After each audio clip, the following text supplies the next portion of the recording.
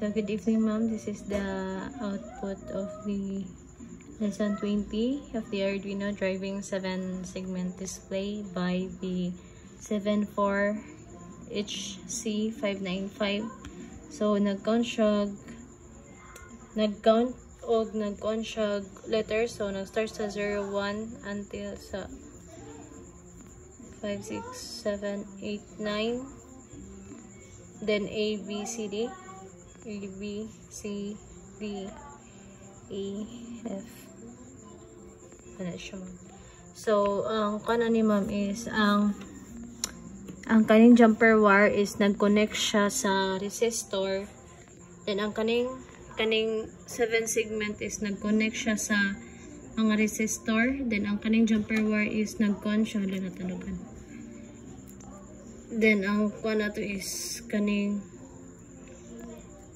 nagkuan dayon ang kining jumper wire padong sa kining 74HC595.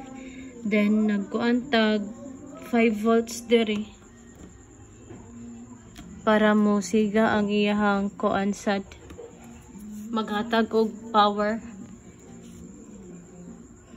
Then nagkuan pud tag ground mao ni na diri para musiga og mo connect siya sa kaning 574HC higit ang rimte 74HC595. So mao to siya, ma'am.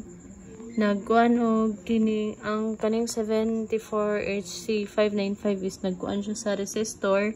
Then ang uban is nag-connect siya dire. Then ang 7 segment is nagkuan sa resistor. Then resistor to kining jumper wire. Then naghatag dayon, nag-connect din siya sa dire sa power.